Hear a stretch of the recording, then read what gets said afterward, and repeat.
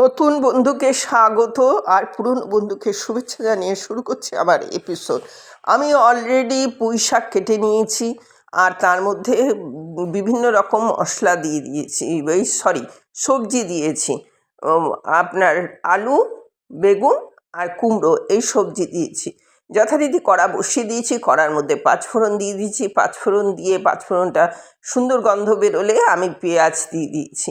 এটা আমার বাইরের রান্না, এটা বহু বছরের রান্না। সেই রান্নাটাই আজকে আপনাদের কাছে শেয়ার করলাম, কারণ এটা যতই মাছের মাথা দিন আর যাই দিন, এই রান্নার পাশে কিন্তু আর রান্না হয় না। এবার তার মধ্যে রসুন কুচিও দিয়ে দিয়েছি।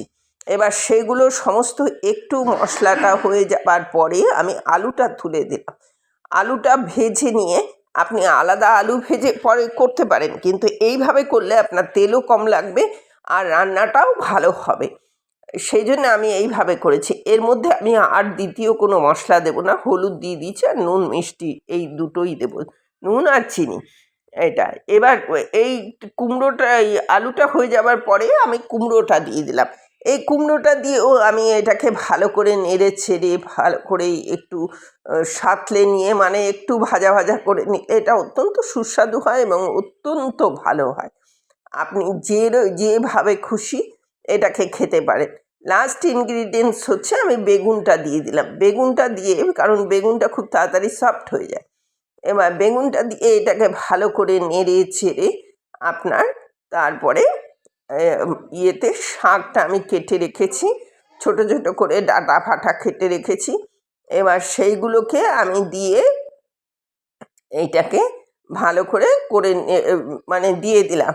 এবার এই শাক থেকেই জলটা বেরোতে থাকবে। পুঁই শাক তো নরম শাকে সাধারণত জল দিতে হয় না, এই শাকে তো দিতেই হয় না। তবুও সবজি থাকলে যদি না আপনাদের সেদ্ধ হয়, অল্প একটু দিয়ে কষাতে পারেন। কিন্তু আমি এর মধ্যে আর কিছু দিইনি। এর মধ্যে এই পুঁই শাকটা দিয়ে নুন আর চিনি দিয়ে আমার এইটা আমি করে যাচ্ছি। আমি ঢাকিয়ে দিলাম, একটু নরম হলে আমি এটাকে তুলে আপনাদের দেখাবো। দেখুন, এটা প্রায় হয়ে গেছে, রেডি হয়ে গেছে, অলমোস্ট ডান। এরকম হয়ে গিয়ে একটু খুন্তি দিয়ে একটু ভেঙে ভেঙে দেবেন, কারণ একটু মিক্সড হলে চেয়ে চেয়ে থাকা তরকারি কোনো সময় ভালো হয় না। একটুখানি যদি মিক্সড হয়ে যায়, ভালো হয়ে যায়।